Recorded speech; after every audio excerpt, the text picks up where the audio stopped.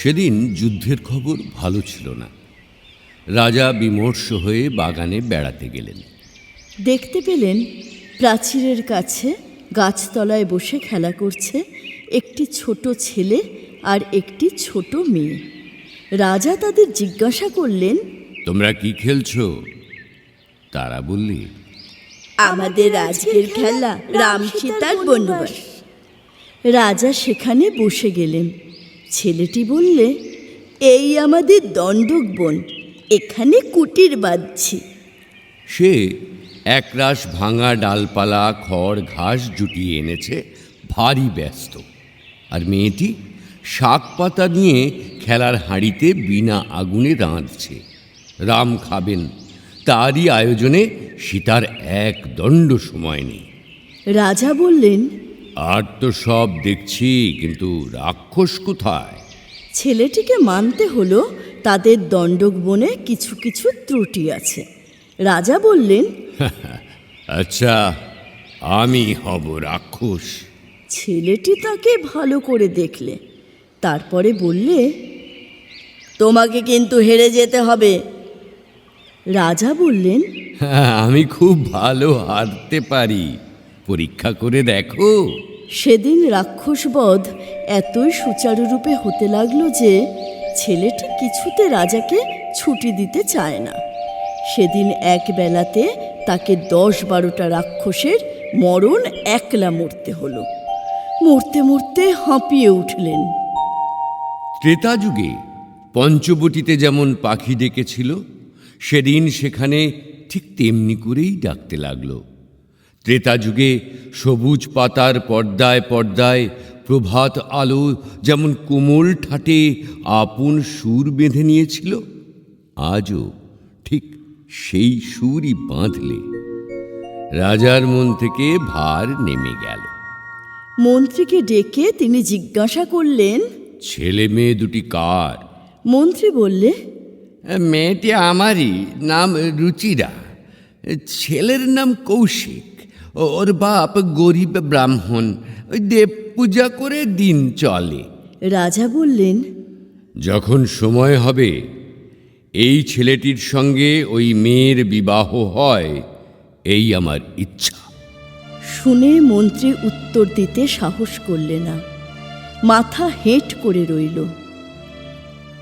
দেশে সবচেয়ে যিনি বড় পণ্ডিত, রাজা তাঁর কাছে কৌশিককে পড়তে পাঠালেন।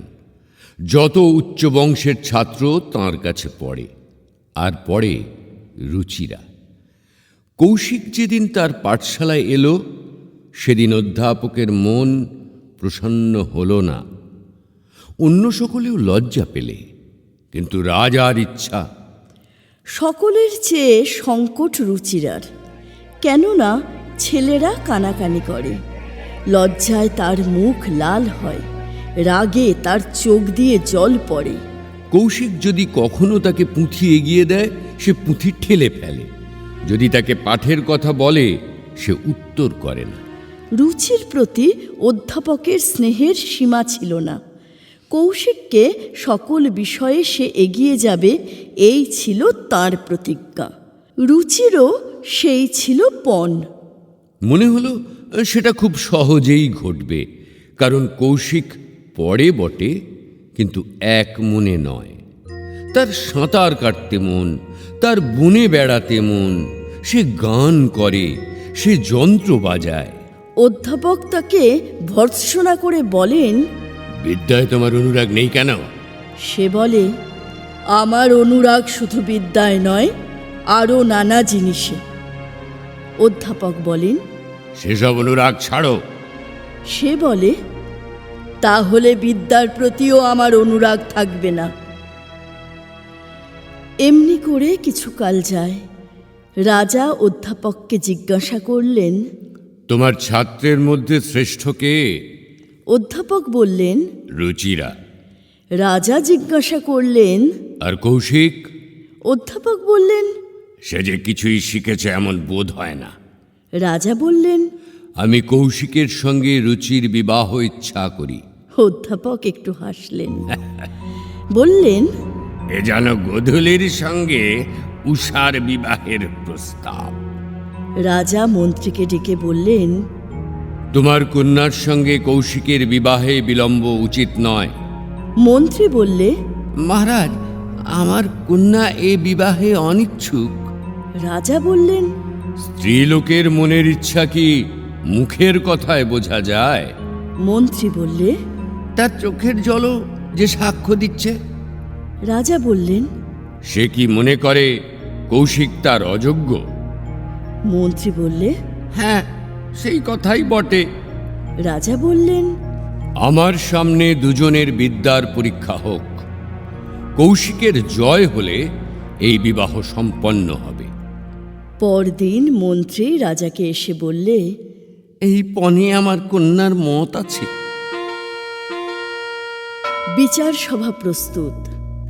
রাজা সিংহাসনে বসে, কৌশিক তার সিংহাসন তলে। স্বয়ং অধ্যাপক রুচিকে সঙ্গে করে উপস্থিত হলেন। কৌশিক আসন ছেড়ে উঠে তাকে প্রণাম ও রুচিকে নমস্কার করলে। রুচি দৃক্পাত করলে না। কোনোদিন পাঠশালার রীতি পালনের জন্যেও কৌশিক রুচির সঙ্গে তর্ক করেনি। অন্য ছাত্রেরাও অবজ্ঞা করে তাকে তর্কের অবকাশ দিত না। তাই আজ যখন তার যুক্তির মুখে তীক্ষ্ণ বিদ্রূপ তীরের ফলায় আলোর মতো ঝিকমিক করে উঠল, তখন গুরু বিস্মিত হলেন এবং বিরক্ত হলেন।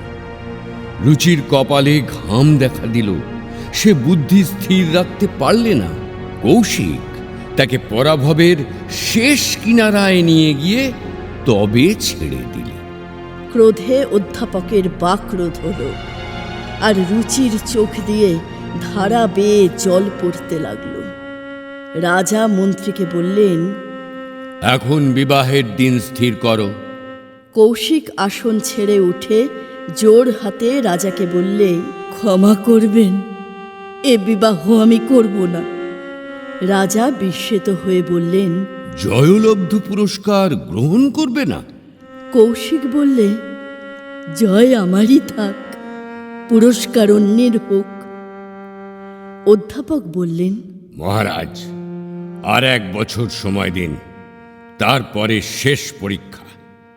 সেই কথাই স্থির হল। কৌশিক পাঠশালা ত্যাগ করে গেল।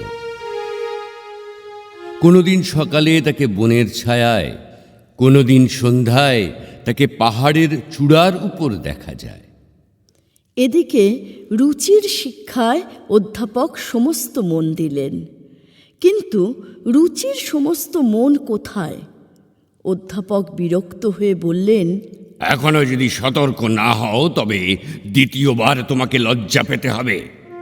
দ্বিতীয়বার লজ্জা পাবার জন্যেই যেন সে তপস্যা করতে লাগলো। অপর্ণার তপস্যা যেমন অনশনের, রুচির তপস্যা তেমনি অনধ্যায়ের।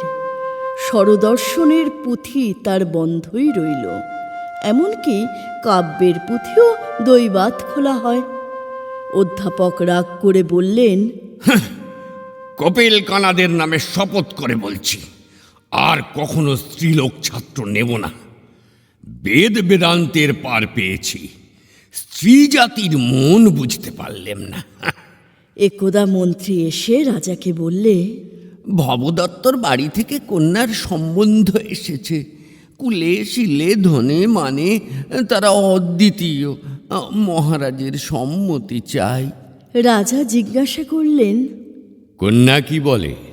মন্ত্রী বললে, মেয়েদের মনের ইচ্ছা কি মুখের কথায় বোঝা যায়? রাজা জিজ্ঞাসা করলেন, তার চোখের জল আজ কি রকম সাক্ষ্য দিচ্ছে? মন্ত্রী চুপ করে রইল। রাজা তার বাগানে এসে বসলেন।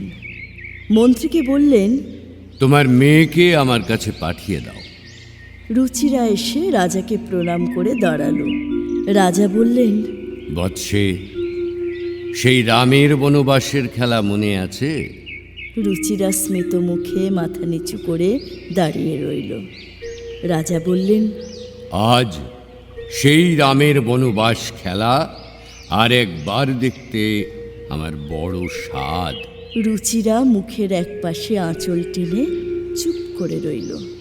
রাজা বললেন, বনও আছে, রামও আছে, কিন্তু শুনছি বৎসে এবার সীতার অভাব ঘটেছে। তুমি মনে করলেই সে অভাব পূরণ হয়।